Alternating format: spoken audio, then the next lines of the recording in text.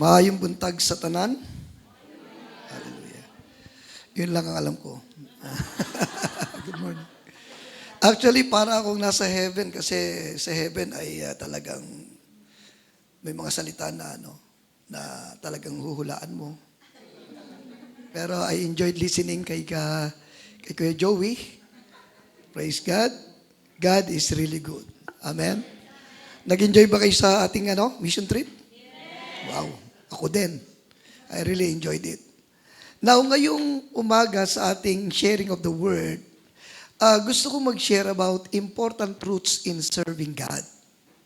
Mga importante, mga dapat nating maintindihan patungkol sa pagsiserve sa ating Panginoon. Ano ba sa Bisaya ang serving God? Pangalagad. Pagka sinabi paglingkod, pag-upo. Oo. Sa amin, ang paglilingkod, paggawa. Sa inyo, upo lang. Kaya pala pag sinabi ko, maglingkod tayo kay Lord, amen. Kasi very relaxing. Pero sana, pag nagsabi ako ng paglilingkod, serving yon. Hindi pag-upo. Okay. I want you to open your Bible in Matthew 21, verse 28. Sabi ng Bible, "But what do you think? A man had 2 sons. And he came to the first and said, 'Son, go, work today in my vineyard.' He answered and said, 'I will not.' But afterwards, he regretted it and went. Then he came to the second and said likewise. And he answered and said, 'I go, sir.' But he did not go." Verse 31. "Which of the 2 did the will of his father?" They said to him, "The first." Jesus said to them, "Assuredly, I say to you, that tax collectors and harlots enter the kingdom of God before you."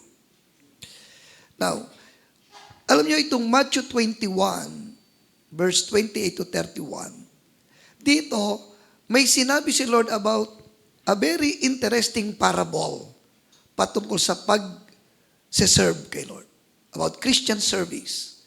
At hindi lang yon, the kind of attitude to service that pleases God. Amen. Dito, ang sabi, yung tatay, yung father, nilapitan niya yung kanyang 2 anak. Sabi niya, "You go and work today sa aking ubasan." In other words, so humayo kayo, gumawa kayo para sa aking vineyard. Tingnan nyo the same assignment, the same instructions, pero different response and different attitude. So dito, meron akong 5 points. Actually, dapat 100. Kaya lang uuwi ako sa Manila, mamaya kaya 5 lang. Okay. So, we can learn at least 5 important truths about working for the Lord at saka yung talagang tunay na Christian service. Number 1, unang truths dito is, serving is for the true children of God. Ang paglilingkod, ang pag-work, ito, ayon dito sa parable, ito ay para lamang sa kanyang mga anak. Service is for sons. So, tingnan mo si Lord, He does not go around telling everyone, mag-serve kayo sa akin, mag-work kayo sa akin. Hindi. Actually dito, ang instruction to go and work in the vineyard was given specifically to 2 sons, sa mga anak. It is His sons. Ano ibig sabihin yun? Those that have received Jesus as their Lord, Savior, Master, and Redeemer. Yun yung sinabi sa John 1:12 and 13. Ano sabi doon? "But as many as receive Him, to them He gave the right to become children of God, to those who believe in His name, who were born not of blood, nor of the will of the flesh, nor the will of man, but of God. So, ang pagsiserve are for those that receive the right to be called children of God. Ito ang kinakausap ng Panginoon to work, sabi niya, to work for me in my vineyard. Alam mo, ang ubasan ng God, ang vineyard ng Lord, it is a place God puts you to bear good fruit for Him. Pagka ikaw ay naging mananampalataya, if you become a Christian, ayaw niya na ikaw ay idle. Ang gusto niya, may gagawin ka. Ang kaligtasan ay walang bayad. You do not work for your salvation. You believe God, you believe Jesus. Pero pagkatapos noon, then, ilalagay ka ng Lord sa kanyang vineyard. Inuutusan ka ng Panginoon. Why? Gusto ni Lord maging fruitful ang buhay mo. Ano yung vineyard? Ang sabi ng Isaiah 5 verse 1, now let me sing to my well-beloved a song of my beloved regarding his vineyard on a very fruitful hill.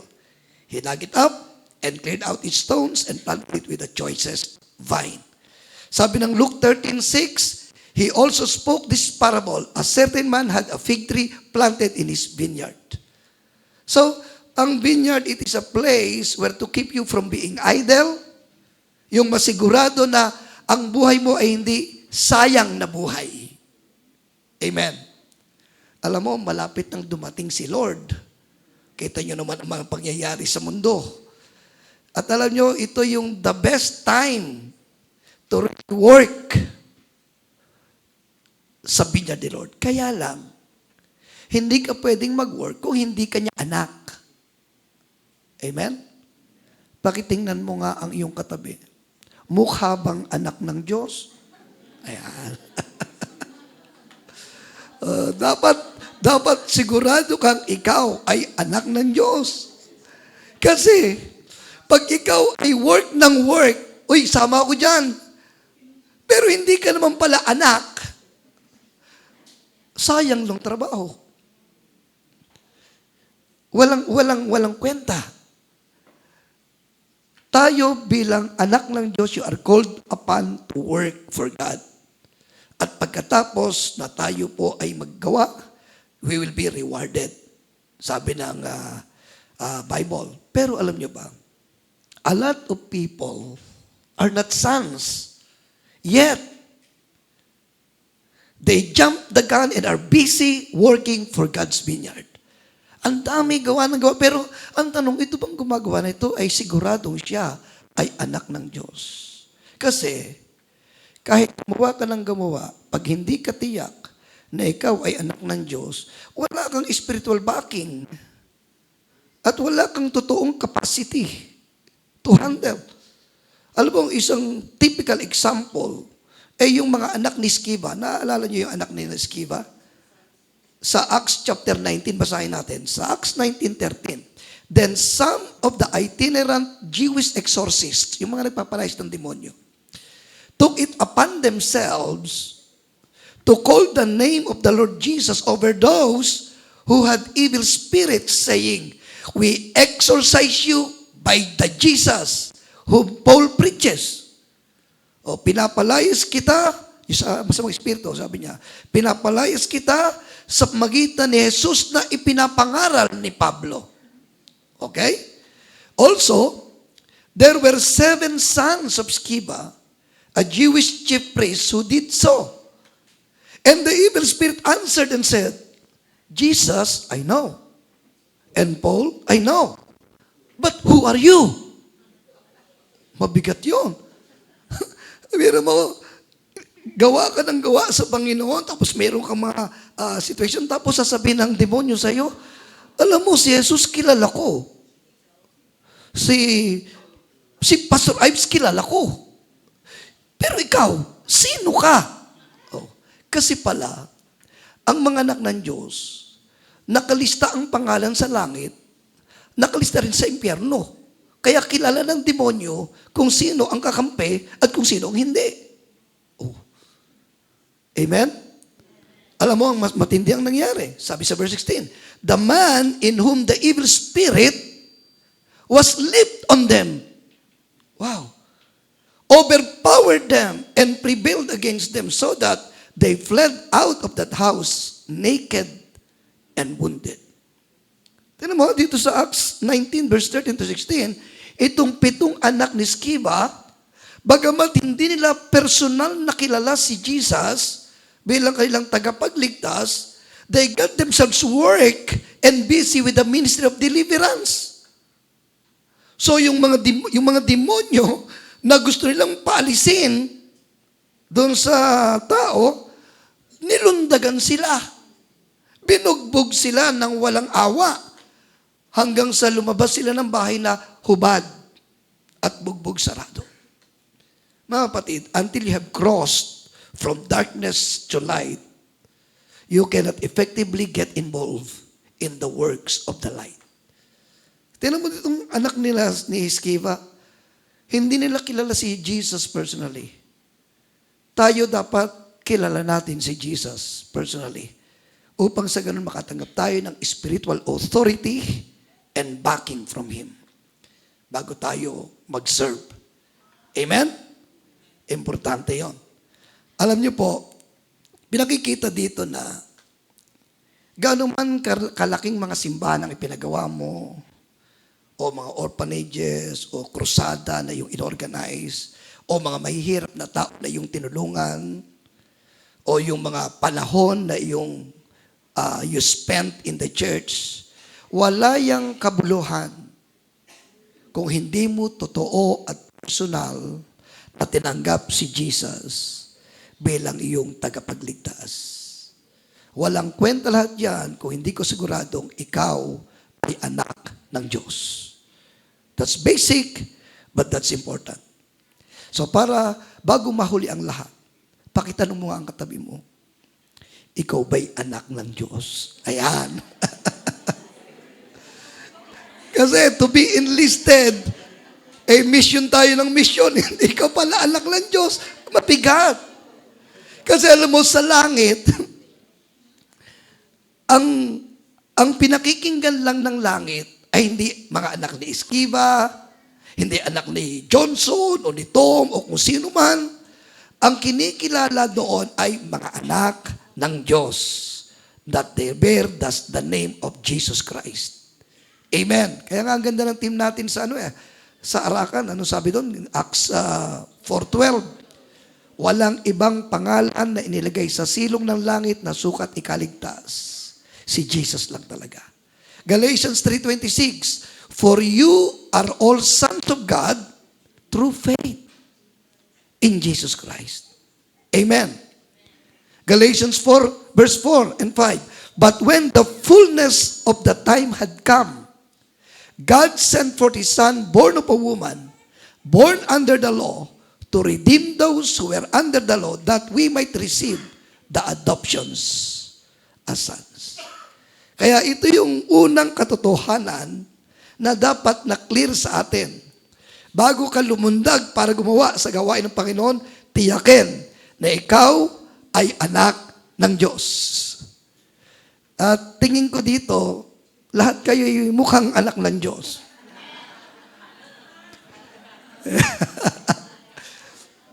Hindi. Totoo. Tinuod. Ayan.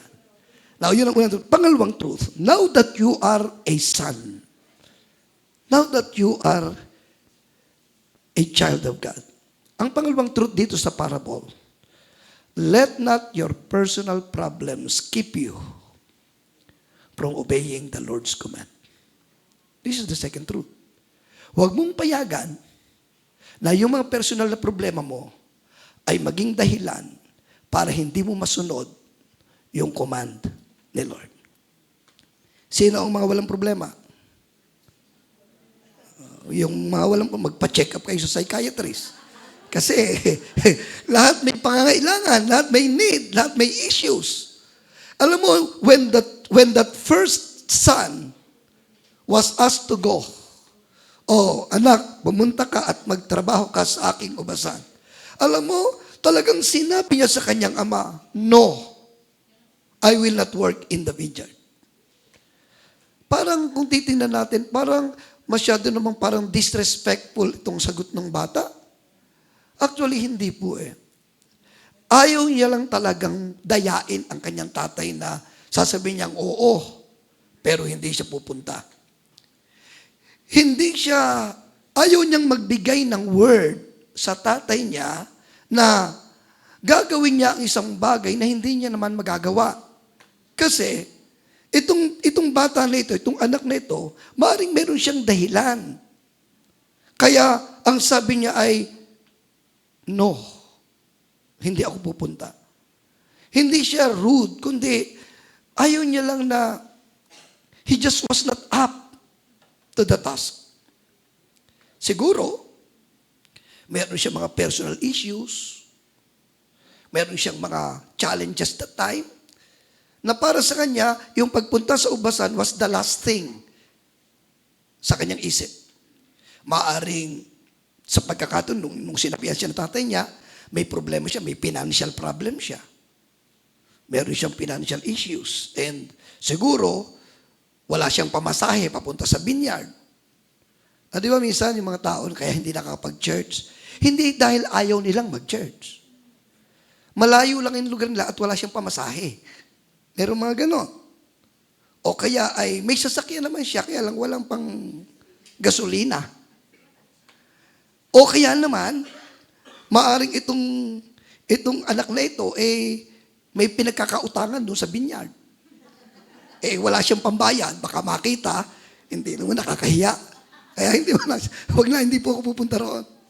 O kaya naman, maaring itong bata na ito ay may health issues. Di ba? Kung baga noong time na yon, he's not feeling well. Kaya, hindi siya pumunta. O kaya naman, wala siya sa mood. Kasi may mga tao na may mga araw na wala siya sa mood. Diba? Oh. There are times, diba, minsan wala tayo sa mood na mag-pray, parang wala ka sa mood mag-Bible study, o parang wala ka sa mood na mag-attend ng church. May mga ganun eh. So parang you are going through emotional issues and you just want to be on your own. Gusto mong mapag-isa. Now, anuman ang reason na ito, sabi niya, ayoko po, hindi po pupunta. Pero, habang nag-iisip siya, na-realize niya that no need, issue, or challenges of life is more important than a divine instruction. Na-realize niya na you don't place anything or any situation before God. Na kapag ka si Lord ay may sinabi sa iyo, when He comes knocking and calling at the door of your life, gaano man kahirap, ka-inconvenient ang iyong sitwasyon, you put aside your situation and you will follow God. Yan dapat ang mindset ng mga tao, ng mga anak ng Diyos na nagwo-work sa vineyard ng ating Panginoon. Amen? Now, tingnan natin ha. Alam nyo, hanggat ikaw ay nababalutan or na ikaw ay nakukubabawan ng mga kinakaharap mo sa panahong ito. Na para bagang saka na lang pag okay na. Saka na lang pag medyo ayos na kasi medyo mabigat eh. Ang totoo niyan mga kapatid, there will never be a convenient time. Di ba sabi ni Lord sa John 16 verse 33, in this world, you will have trouble. Meaning, lagi tayong may sitwasyon. Di ba? Ngayon, financial issues. Bukas, marital issues. Next month, health issues. Life will always bring issues and challenges our way. Pero kagaya nitong first son, sa ganyang ginawa, we need to make God more important to us than anything and anyone. Alam mo, tayo, siguro, yung iba sa atin o karamihan sa atin, we are praying for major breakthroughs. Di ba, Lord, nawa magkaroon ng breakthrough sa buhay ko. Lord, nawa magkaroon ng yung mga hinihiling ko sa iyo or yung situation ko. Tandaan nyo, breakthroughs don't fall from heaven.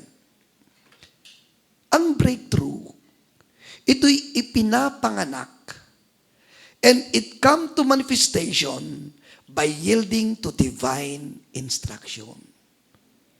Ang breakthrough nangyayari kapag ka ikaw ay nag-yield sa utos, sa instruction ng Diyos sa buhay mo personally. Tignan mo sa Luke chapter 5, verse 4. Ito yung si Jesus nang hiram ng bangka kay Simon. Di ba? Naalala niyo yun para mag-preach. Basahin natin When he had stopped speaking, nung patapos mangaral na si Lord, he said to Simon, launch out into the deep and let down your nets for a catch. But Simon, tingnan niyo But Simon answered and said to him, Master, we have toiled all night and caught nothing. Nevertheless, at your word, I will let down the nets. And when they had done this, they caught a great number of fish, and their net was breaking. Alam mo ang sitwasyon na ito? Kung si Peter ay hindi sumunod sa utos ni Lord, hindi niya mararanasan yung breakthrough. Alam niyo ba na hindi madali ang sitwasyon ni Peter? Si Peter, magdamag na ng huli sa laot.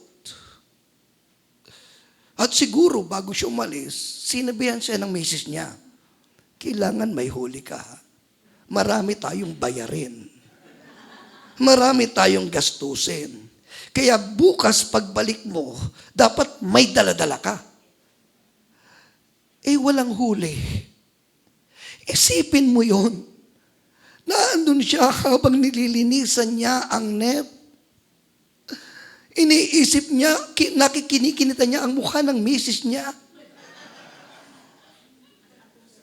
Umaasa dahil malaki ang mga bills na babayaran. So habang siguro maaring mainit ang ulo niya, wala siya sa sarili, naiinis siya or what. Grabe naman to. Tapos, siniram pa ni Lord ang bangka. Pwede, alam mo, minsan pagka gano'n, bira ang hihiramin mo pa bangka ko. Pwedeng gano'n Pero alam mo na yan, sige, pinahiram niya. Sabi pa ni Lord, pakiusod mo pa nga, inutusan pa siya. Ang hirap ba namang may problema, uutusan ka pa. Bira ito, hindi ito naintindihan Pero alam niyo ba, naintindihan ni Lord ang buhay natin. Alam mo, nung iniusod niya, nung matapos mangaral si Lord, ang sabi niya, okay, Peter, pumunta kayo sa laot at ihuli niyo mo. Alam mo, hindi madaling sundin yun. Why? Kasi, pwede siyang nakapokus sa problema niya. Kaya nga sabi niya, Panginoon, magdamag kaming kasi ang nagsasalita ay hindi bagito na fisherman. Experience siya. Alam niya ang time ng panghuhuli. At alam niya, sikat na sikat ang araw, ang mga isda, maaaring nasa ilalim. Walang isda. Pero alam niyo, sa kabila ng kanyang sitwasyon, sumunod siya kay Lord Alam mo kumisan, kaya hindi tayo makaranas ng breakthrough.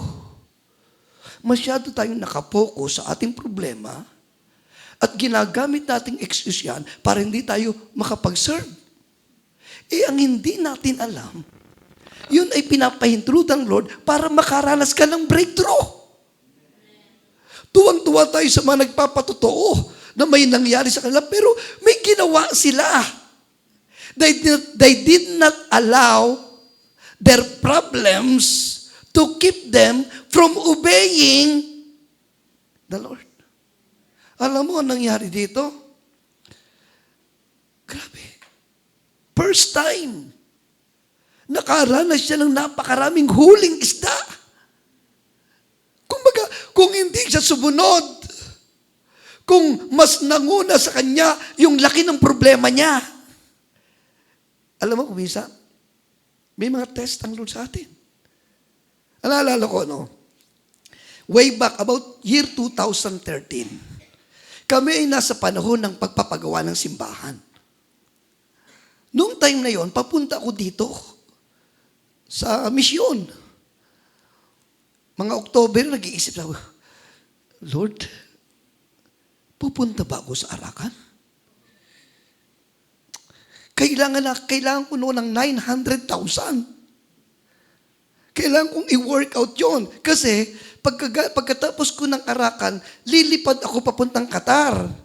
Eh di maiiwanan ko yung trabaho. Eh wala kaming pera that time. Lord, siguro tawagan ko si Pastor Ives. Sabihin ko na lang na next year na lang ako pupunta. Nung aking gagawin yon, biglang nag-reveal ang Lord sa akin, Matthew 6:33. Seek ye first the kingdom of God and His righteousness, and all these things shall be added unto you. Wala na akong magagawa. May Matthew 6:33 nang sinabi sa akin si Lord. I rather obey God than man, than my problems. Sige, yes Lord, sinabi mo yan eh. Alam mo, nagpunta ako dito. Mission tayo, nangaral, ganyan. Alam mo, nung Friday night, pagkatapos nung ating,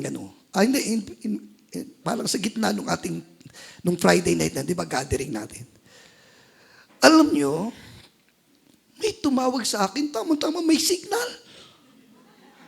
Oo, makalusot. Sabi niya, Pastor, nasaan ka? Nasa bundok ako eh. Ganun ba? Kasi kinausap ako ni Lord. Magpapadala ko sa iyo ng pera para sa church. Wow. Sige, nandun naman ang wife ko, pakipadala mo na sa kanya. The next morning, Saturday, tinawagan ko si Mrs. Naghanap ako ng cell site. Yun, natawag. Mami, nag-communicate ba sa'yo si ganito? Ay, Daddy. Alam mo, Daddy, nagpadala ng pera para sa church. Ha? Magkano? Cheque Magkano? 900,000? Totoo yun. Sabi ko, wow. Kung hindi ako sumunod, na-miss ko yung breakthrough. Amen? So mga kapatid, gusto ko itong makita natin, hindi ka kasi, you are not, yung bang, hindi ka alien. Anak ka ng Diyos. Sino rito alien?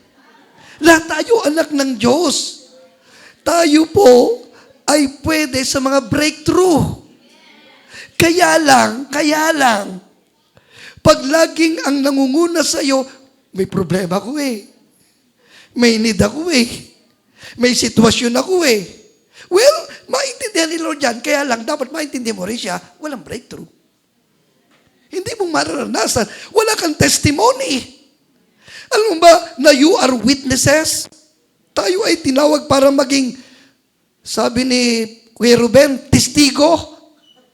Di ba kahapon, sabi mo, testigo? Ay, paano ka magiging testigo? Nabuhay ang Diyos. Na ang Diyos ay tumatagpo ng ating pangailangan. Gusto ni Lord maging witness tayo. At ang witness, hindi nagsasabi ng lies. Ang witness, hindi naghahaka-haka lang. Ang witness, kung ano ang kanyang narinig, kung ano ang kanyang nakita, kung ano yung kanyang naranasan, yun ang sasabihin niya. And kung minsan, alam nyo, gusto ni Lord, bilang mga anak ng Diyos, gustong ipaunawa ni Lord, lahat tayo may problema. Kung gusto mong walang problema, mamatay ka na. Pumunta ka sa langit, walang problema. Pero hanggat narito ka, may problema. Hindi mo mawawala yung problema. Pero dapat, makita mo rin, bagamat may problema, may Diyos na nagsasalita, na nagsasabi sa iyo. Amen? Tingnan mo ang katabi mo. Sabi mo, okay ba? Yeah. Oh. Sabi mo sa katabi mo, kahit may problema, pag may sinabi si Lord, sunod lang. Amen? Hallelujah. Alam mo, naging sa akin yan, Naging katotohanan sa akin yan. Kaya pag may word si Lord sa akin, kahit anong problema meron ako, tuloy. At nakikita ko kung paano gumawa si Lord. Alam mo, sa totoo lang, mabigat din ang problema ko. Nitong nakaraan, grabe ang aking naging situation. Pero hindi ito naging dahilan para hindi ako sumunod kay Lord. Sipin mo, naputulan ng paa yung wife ko. Na-amputate last year, pagkatapos April, na angioplasty, na I need 1 million. Tapos kasabay noon, si Jessie, na nanganak premature, na kailangan ko ng 2 million. Pero sunod lang. Yes, Lord, sunod lang. At nakita ko pa paano si Lord ang kumatagpo nito.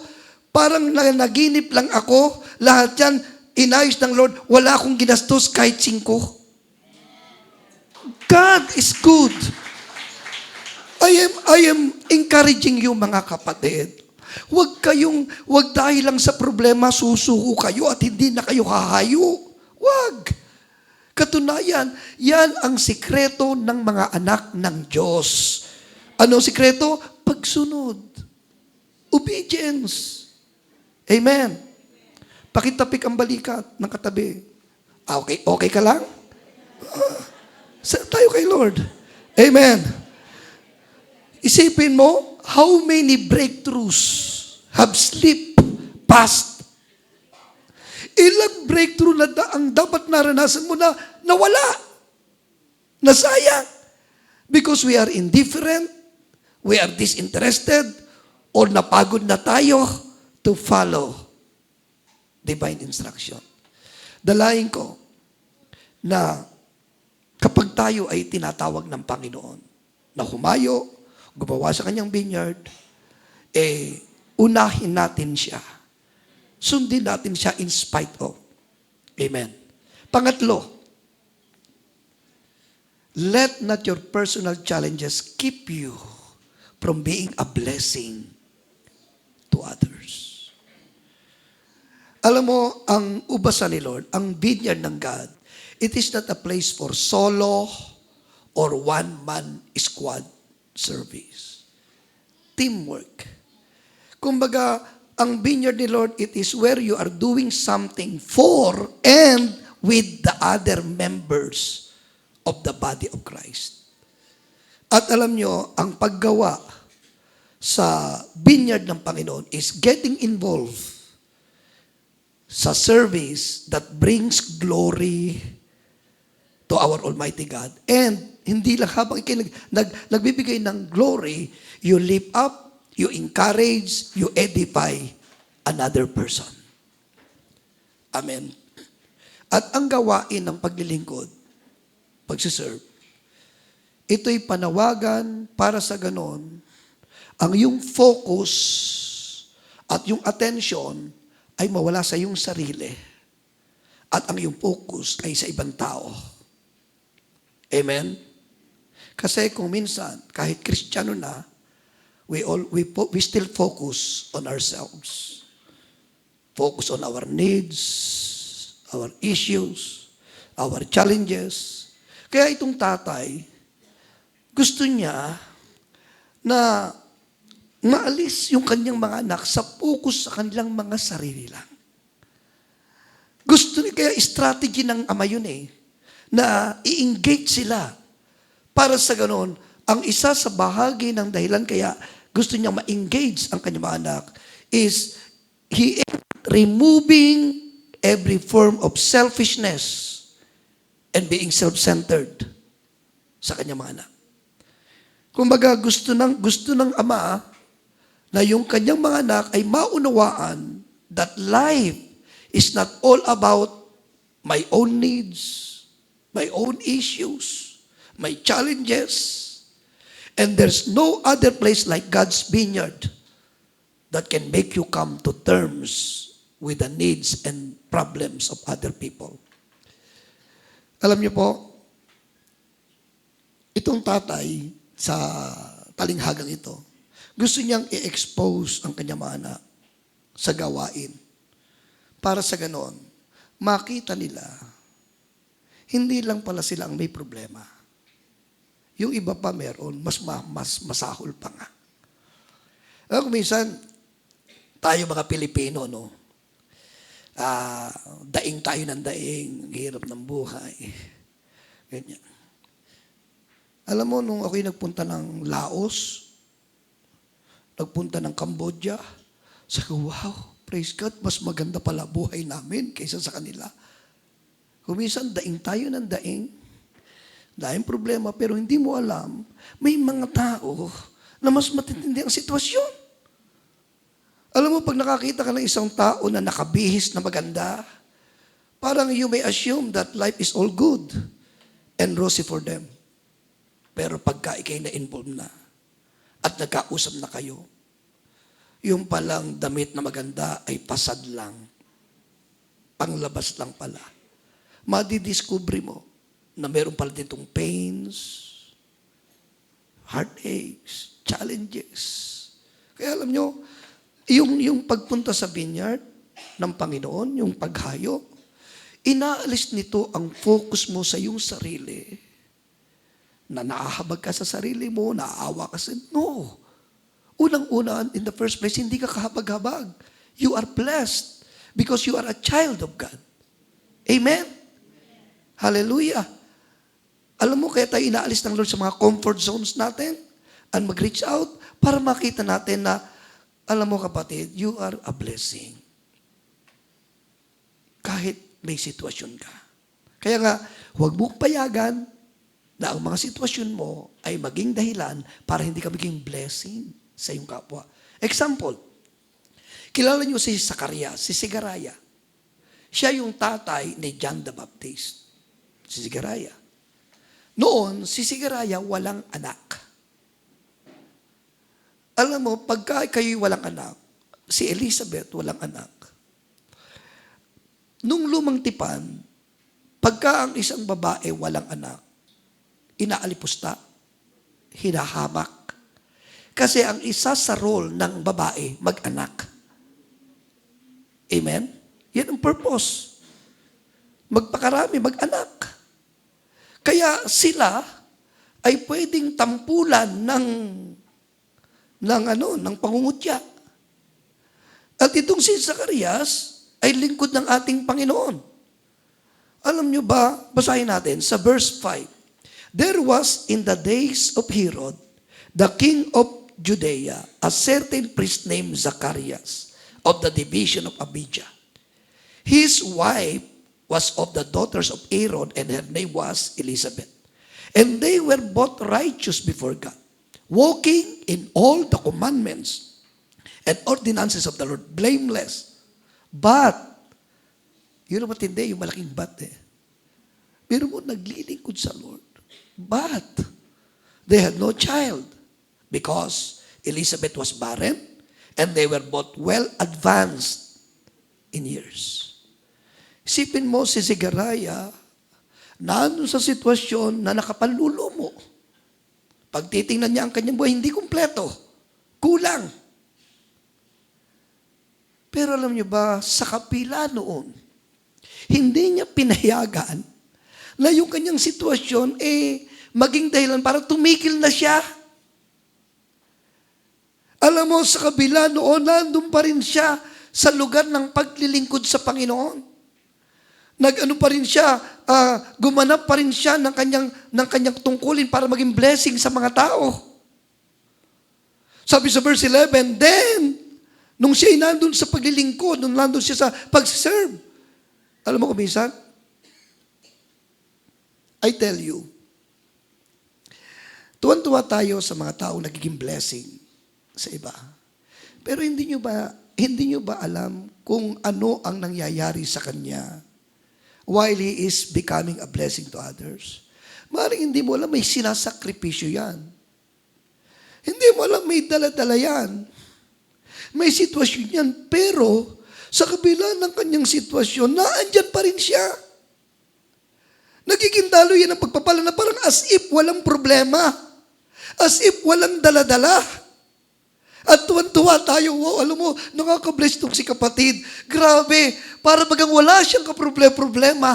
Talagang Talagang, pero kung kakausapin mo siya at magkwentuhan kayo, pwede sabihin niya, alam mo, kami, pinagtatawanan kasi wala kaming anak.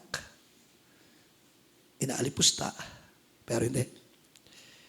Hindi yan makakapagpano sa amin. Tuloy lang. Amen? So, tingnan mo, no? Pero alam mo, sabi dun sa verse 11, then the angel of the Lord appeared to him, standing on the right side of the altar of incense.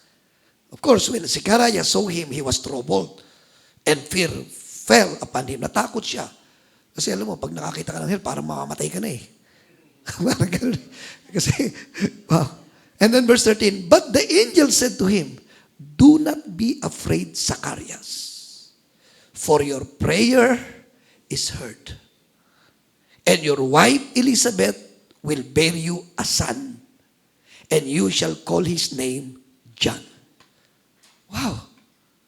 Alam nyo, there are so many good things God will deliver into your hands when you go to His vineyard and work for Him. I tell you. Kaya, kapatid, ikaw ay tinawag ng Diyos para maging pagpapala. Tingnan mo mukha ng katabi mo, di ba? Mukhang mukha pa lang. Pagpapala na. Yun lang mo, natuwa ako. Masaya ako ngayon. Bakit? Nakita kita. Di ba? Yung makita mo, isipin mo dahil may problema ka, yung bang mabibigyan mo ng kasiyahan, dahil makikita ka ng linggo, wala ka. Dahil may problema ka. Sayang. Alam nyo ba na yun lamang presensya mo ay nakapagbibigay na ng pagpapala sa iyong kapwa. Tapos ipagkakait mo dahil wala ka lang ulam.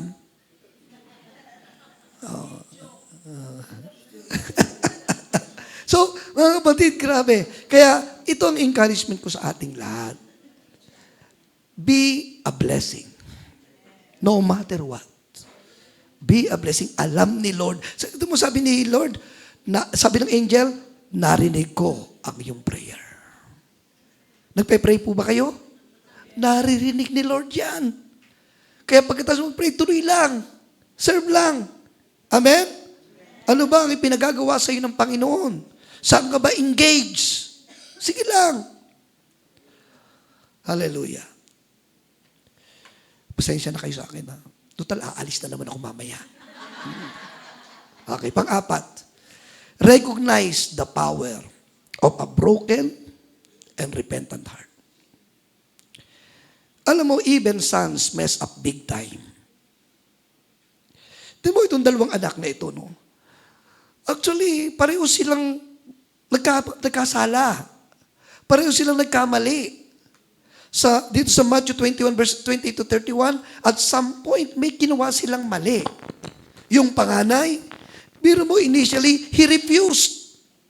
Sabi niya, ayoko po. Nirequest siya ng tatay niya, pumunta ka sa vineyard, ayoko po. Yung anak naman, ang sabi, opo. Pero hindi naman pumunta, nagsinungaling. Empty promises. Pareho silang messed up. Pero kung yung titingnan, yun lang isa ang nagrepent. Yung isa nagrepent sa kanyang maling action, yung isa naman, he remained in that wrong action. Kumbaga, he remained a wrongdoer for life. Alam mo kung itong second son, pagkatapos niya magsinungaling sa kanyang tatay, bumalik at sinabing, Dad, sorry, nagsinungaling ako sa iyo, patawarin mo ako. Handa na po akong sumunod. Kung sinabi niya lang yan, patatawarin siya ng kanyang ama. Kaya lang hindi niya ginawa eh.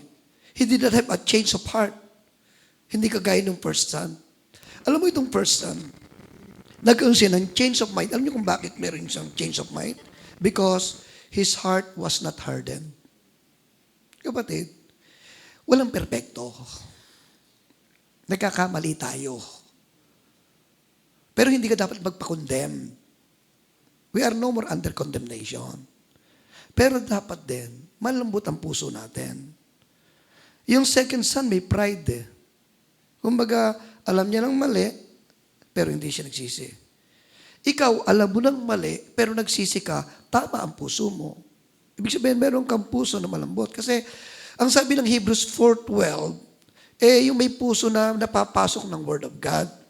Itong tao na ito, ano sabi sa Hebrews 4:12? For the Word of God is living and powerful and sharper than any two-edged sword, piercing even to the division of soul and spirit, and of joints and marrow, and is a discerner of the thoughts and intents of the hearts. Mga kapatid, you know why I'm sharing this? Unang-una, tayo ay magkakapatid. We are a family. At ang Sunday service ay time na si Lord nakipag-fellowship sa atin through His Word. Hindi para ikaw ay pagalitan, hindi. Hindi para ikisaktan. Kung nasasaktan ka, baka totoo yun. Ano? Pero walang intention ng God to destroy or hindi. Pagka ganun ang preaching, hindi sa Panginoon yun. Pero ang gusto nila kausapin tayo, na tayong mga anak niya may gawain. At pagdating naman sa buhay natin, anak, sagot kita. Akong bahala. Di ba may kasabihan na kung sino ang nagyaya, siya ang taya. Sino nagyaya sa inyo? Si Lord. You have not chosen me, but I have chosen you. Pinili kita. Si Lord ang nagyaya, kaya siya ang taya sa buhay natin. Sagot ka niya. Ngayon, kung halimbawa hindi ka nakasunod, magsisi ka lang. At magbalik loob sa Panginoon. Kasi alam mo, itong person, may puso siya na nire-recognize niya, na-acknowledge niya yung kanyang error, yung kanyang sinful ways. Kaya, at hindi siya nag-justify, parang si David. Doon sa Psalms 51 verse 3 and 4, sabi doon, for I acknowledge my transgressions, and my sin is always before me. Against you, you only have I sinned, and done this evil in your sight. So, alam mo, si David ganun eh. Hindi perfect si David. Pero he's a man after God's own heart kasi malambot ang puso niya. Pag nakita niyang mali, kaya mga minamahal, kung nakita mong medyo mali ang nagawa mo, kung hindi ka nakasunod kay Lord, pwede kang humingi ng tawad sa Lord. Hindi mo kailangan mag-excuse. Hindi mo kailangan mag-justify. Lord, talagang mali ako, Lord. Sorry, Lord. And babalik ako sa iyo. Alam mo, Jesus made it clear in the parable of these two sons na sabi niya, tax collectors and prostitutes, mga harlots, the most unlikely people, are being welcomed to heaven simply because they have a broken and repentant heart. Pero yung mga Pharisees, yung mga holier than thou attitude, those who are doing what is wrong yet fail to see the errors of their ways, yung mga tao na hindi broken over their sins, yun ang nakakamiss sa paglilingkod sa Panginoon. Mga kapatid, naalala ko, sinabi ko nga doon sa Arakan, there are 3 wonders in heaven. Naalala niyo, there are 3 wonders in heaven? Ang unang wonder, pag naandun ka na, the first wonder, yung inaasahan mong nasa langit, wala sa langit. You wonder. Grabe. Ang sipag nito. Grabe. Ba't wala rito? You wonder. At yung hindi mo inaasahang nasa langit, you wonder. Kasi yung hindi mo inaasahan, naandyan. At ang last wonder, naandun ka. Hallelujah. Yes. O, diba? Kaya mga kapatid, huwag nating i-miss yan. Sa Matthew 7 verse 29, yung mga tax collectors, those that were considered to be dubious, cheats that turned to God in repentance. Alam mo sa Luke chapter 7, basahin ko lang ito. No? Basahin natin. Kasi sinabi ito yung isang babae na namuhay ng masamang pamumuhay. He lived a sinful life. Who came to Jesus and washed His feet with her hair. Ito mo sabi, and behold, a woman in the city who was a sinner, when she knew that Jesus sat at the table in the Pharisee's house, brought an alabaster flask of fragrant oil, and stood at His feet behind Him weeping. And she began to wash His feet with her tears, and wiped them with the hair of her head. And she kissed his feet and anointed them with the fragrant oil. Now, when the Pharisee who had invited him saw this, he spoke to himself, saying, this man, if he were a prophet, would know who and what manner of woman this is who is touching him, for she is a sinner. And Jesus answered and said to him, Simon, I have something to say to you. So he said, Teacher, say it. There was a certain creditor who had 2 debtors. One owed 500 denarii and the other 50. And when they had nothing with which to repay, he freely forgave them both. Tell me therefore, which of them will love him more? Simon answered and said, I suppose the one whom he forgave more. And he said to him, yeah, you have rightly judged. And he turned to the woman and said to Simon, do you see this woman? I entered your house. You gave me no water for my feet. But she washed my feet with her tears and wiped them with the hair of her head. You gave me no kiss. But this woman has not ceased to kiss my feet since the time I came in. You did not anoint my head with oil, but this woman has anointed my feet with fragrant oil. Therefore I say to you, her sins, which are many, are forgiven, for she loved much. But to whom little is forgiven, the same loves little. You know, Jesus did not cast them away or treat them as good for nothing, worthless men and women because of the length or magnitude of their sins. It is not sin that keeps us from God and His kingdom or prevents from using us in His vineyard. Alam mo kung anong problema? It is the failure to acknowledge and repent of our sins. Hallelujah. Punod. For example, ilang mga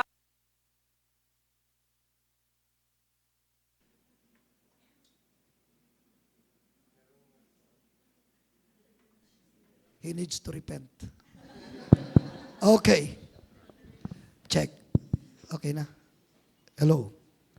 So, mga kapatid, importante yung pagsisisi. Kung ano man ang sitwasyon, lalo na meron pa tayong panahon, let us serve God. Amen? At kung tayo nagkulang, huwag tayong magmatigas ng ating puso. Let us admit. Kasi unang-una, ikay anak ng Diyos. At ang isa sa katangian ng tunay na anak ng Diyos, kakapakumbabaan, humility. Amen.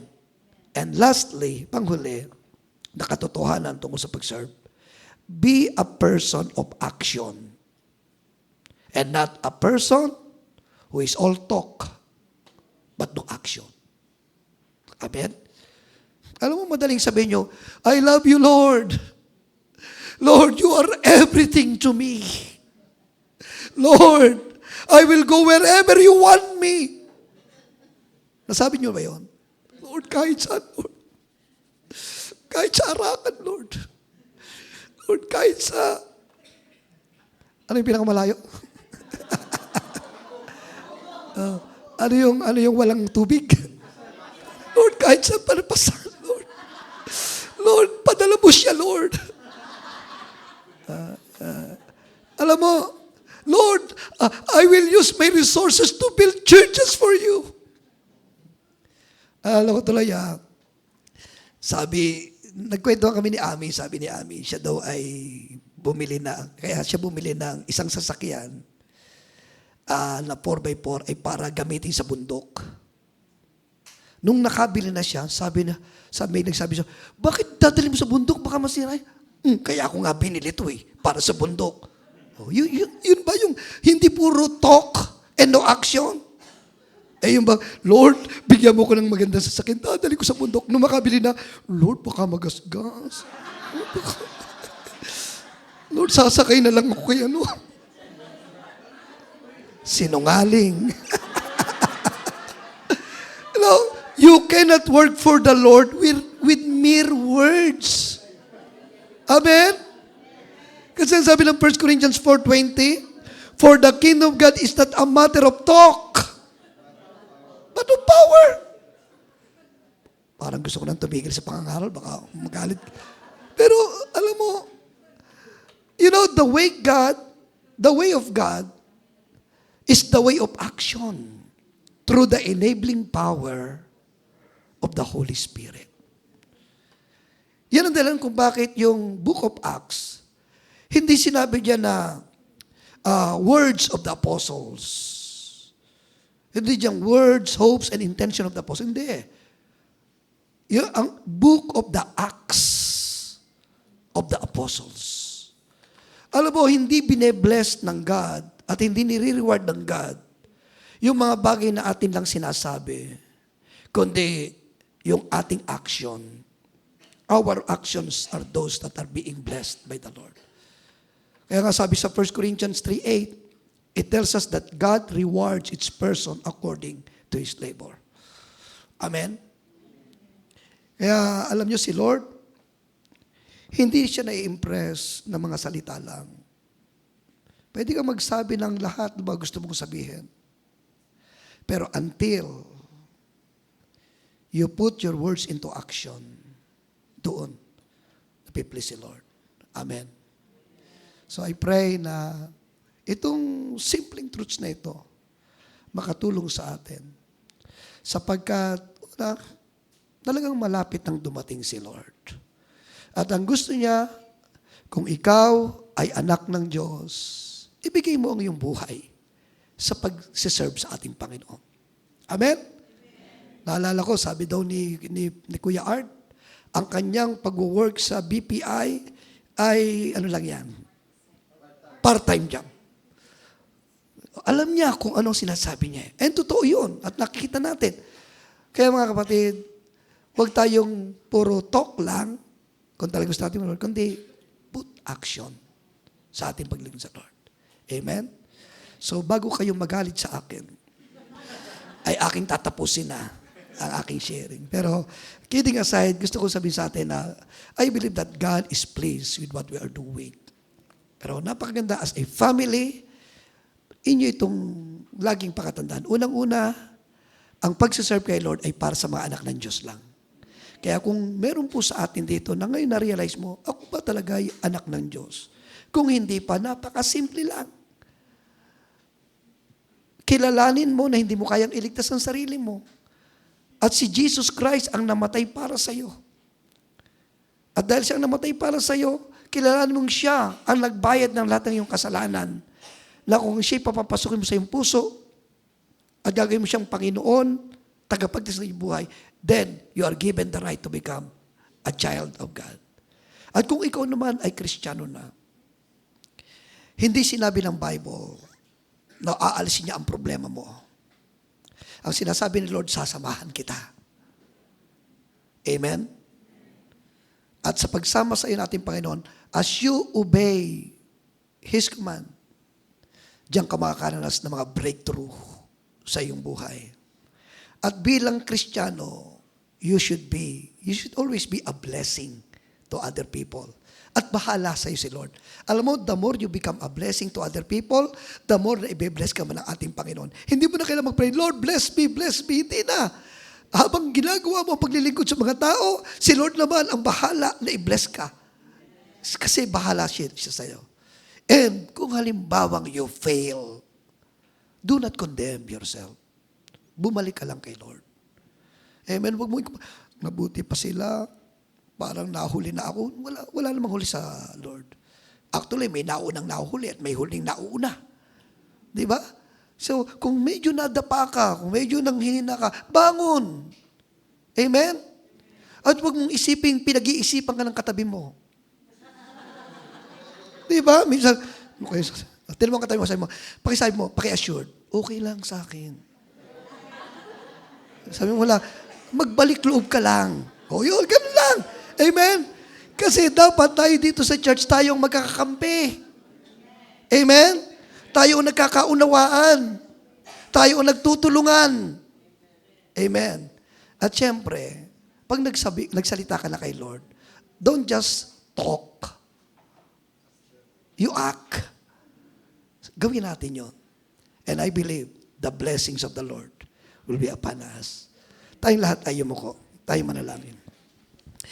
Father God, we thank you for this time of feasting on your word. Bless this church, oh God. Mga kapatid, habang tayo ay nakapikit, habang tayo nag-uugnay sa Lord, alam nyo, I always believe that every time the word of God is being preached, si Lord ay laging willing to minister, to meet the needs of His people. Kaya kung sino sa atin ang may pangangailangan, meron kang ninanais kay Lord, meron kang pinagpe-pray, ito man ay sakit, karamdaman, problema, whatever. Kung meron kang need and you want to be prayed over, itaas mo ang iyong kamay sa Panginoon. At pwede kang pumunta sa harapan. I want you to come to the altar. Kung meron pong nais ng prayer, punta kayo sa altar, we will pray here. Sabi nga ng Bible, I will meet with you in my altar. You come in front and we will pray. Hallelujah. Actually, I do not need to touch you. Just come to the altar and we will pray together. Hallelujah. Thank you, Lord. Oh, Robosikira Rababasaya. Thank you for your presence, Lord, in this church. Holy Spirit, thank you. Thank you that you are always willing to meet your people, to meet the needs of your people. Thank you, Jesus. Hallelujah. Pwede bang itaas natin ang ating kamay sa Panginoon and I will pray. Alam ni Lord ang inyong need. Alam ni Lord ang inyong situation. At alam din ni Lord ang inyong puso. Panginoon, habang nakataas ang kamay ng iyong mga anak, Lord, I pray, touch them, Lord. Minister to them. Speak to their hearts, O God. And Lord, I even speak to them right now in the name of Jesus. I speak to their health. I speak to their body in the name of Jesus. And whatever sickness in that body, in Jesus' name, I command them to go and be healed in the name of Jesus. To those who have financial problems, oh Father God, Lord, I pray, let there be financial breakthrough. Let there be miracles of meeting their needs, oh God. Alam mo ang pamamaraan, Panginoon.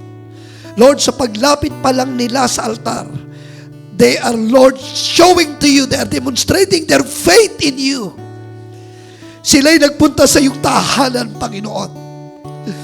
Because, Lord, I want to receive from you. To receive a word from you. And to receive, oh God, answers to their longings and prayers. So ngayong umaga, I declare, Father God, meet them right now. In the name of Jesus, bigyan mo sila ng kapayapaan sa kanilang puso at katiyakan na ngayong umaga, kinatagpo mo sila. In Jesus' name, in Jesus' name. Sa kanila, Panginoon, na nagpakumbaba sa iyo. And they are praying for breakthrough in their lives, whatever area it is, O Lord. Panginoon, I pray, grant them this breakthrough, O God. That one day they will testify na ikaw ay mabuting Diyos, na ngayong oras na ito, kinatagpo mo sila sa kanilang pangangailangan.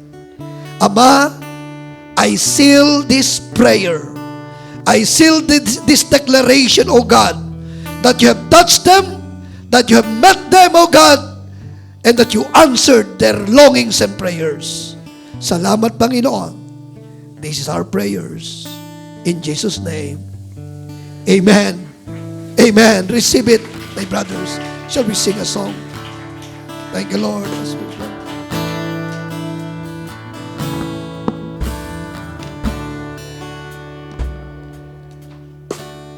All that I have, I lay them down before you, oh Lord.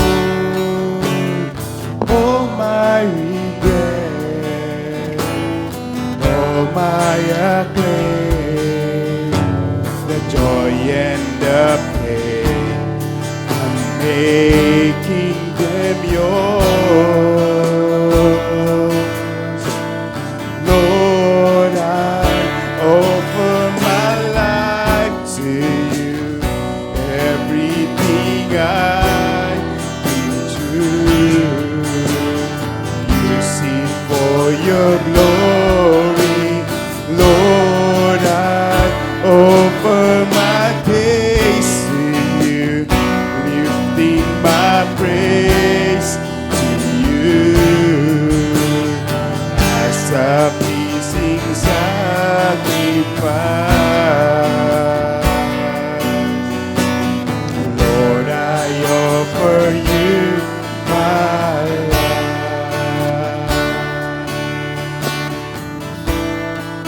Thank you, Lord. Lord, bless the words that we have received this morning. And Lord, ngayong pong umaga, we're going to partake the Lord's Supper.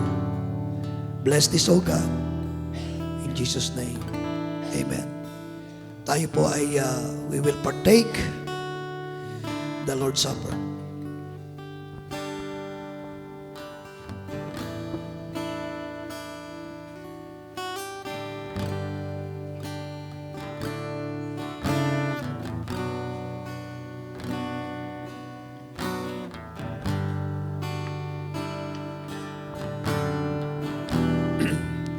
Habang idinidistribute ang tinapay at ang wine,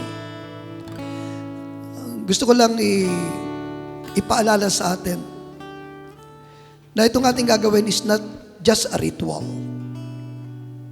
Gusto kong inyong damahin sa inyong puso na pag tayo'y nag-take ng tinapay at ng inumin, we are declaring na si Jesus ay talagang namatay at siya ay nagbayad ng ating mga kasalanan.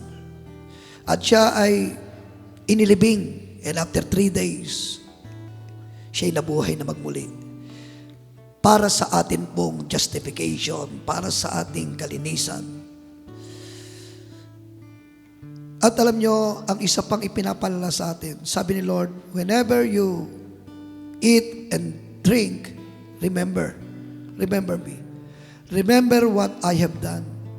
Ang isa sa ginawa ni Lord, nung unang ganapin ang ganitong pagbe-break ng tinapay at ng inumin, yun yung panahon na ang mga disciples ay nagtatalo-talo. Ang pinagtatalo nila, who is the greatest in the kingdom of God? Nagtatalo-talo sila. Sabi ni Peter, ako ang the greatest. Sabi ng isa, ako ang the greatest. Pero alam nyo, the greatest of all, wala iba kundi si Jesus. Anong ginawa niya? Kumuha ng tuwalya, binigay sa kanyang bewang, kumuha ng tubig, at ginanap niya ang pinakamababang uri ng pagsiserve. Ayaw ni Peter na magpahugas ng paa kasi alam niya, hindi karapat-dapat si Lord maghugas ng kanyang paa dahil si Lord ay hindi naman alipin. Ano sabi ni Lord? Kailangan gawin ko ito. Ang ipinakita ko sa inyo ay isang halimbawa. Kung ako na inyong leader ay naghugas ng iyong paa, gawin niyo ito sa bawat isa. So alam niyo, sa pagpapartik natin ng communion, ito ay isang covenant. Covenant na magsaserve tayo kay Lord. Ito rin ay covenant with one another bilang magkakapatid na tayo magmamahalan, magtutulungan, hindi magsisiraan, hindi magkakagatan sa likod. kundi magsusuportahan. At ating gagawin ang pinakamataas na kalooban ng ating Panginoon. Amen? So I pray na sa pagpartake natin ito, ay nandoon ang ating puso. Tayo mag-pray muna. Father God, habang hawak namin ang tinapay at ang inumin na ito, Lord, I pray that you bless these elements of God. And at the same time, Panginoon, ilagay po sa aming mga puso ang kahalagahan ng aming gagawin na ito. Pagpalain po ang bawat isa. Salamat po sa iyong banal na dugo na naglinis sa amin. At salamat po, O Diyos, sa kaligtasang ibinigay po sa amin na isang araw, ikay muling babalik para po sa aming lahat. Salamat po, Ama. Ito po ang aming dalangin. In Jesus' name, Amen. For I have received from the Lord that which I also delivered to you, that the Lord Jesus, on the same night in which he was betrayed, took bread. And when he had given thanks, he broke it and said, "Take, eat. This is my body which is broken for you. Do this in remembrance of me." Sabay-sabay po nating kainin ng tinapay.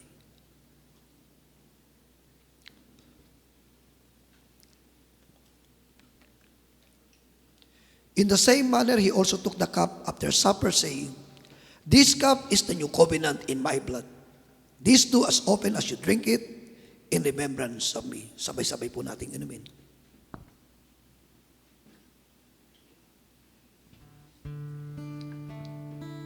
For as often as you eat this bread and drink this cup, you proclaim the Lord's death till He comes. Amen. Pagpalain tayo ng Panginoon.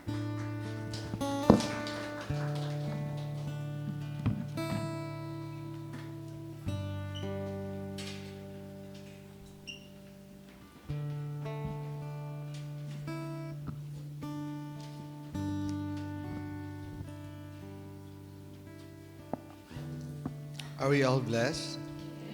Amen. Wow.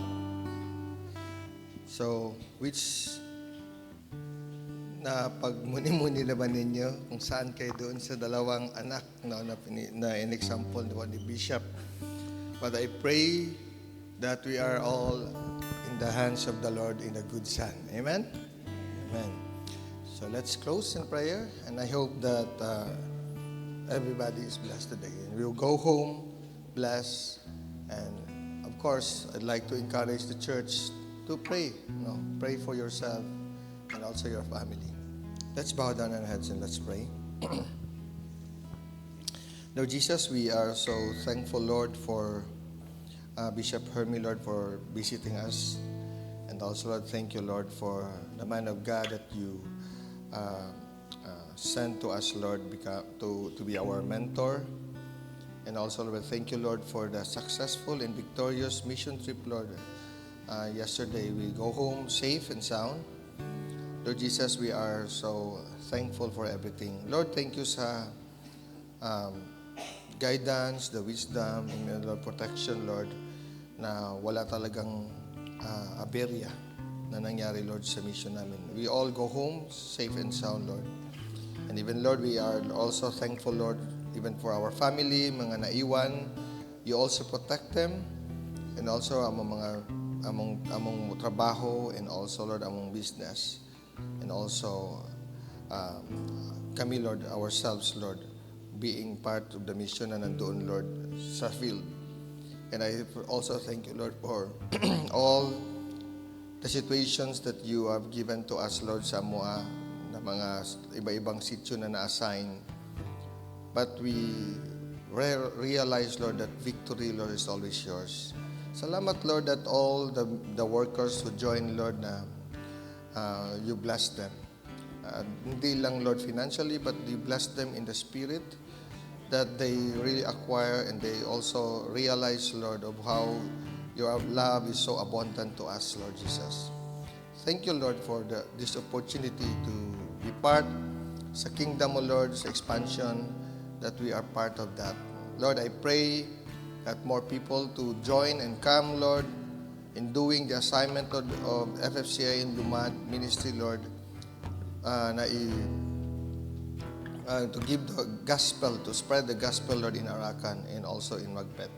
Salamat, Lord Jesus, for that. And also, I pray, Lord, that blessings will be upon your children, especially, Lord, na may mga needs and everything.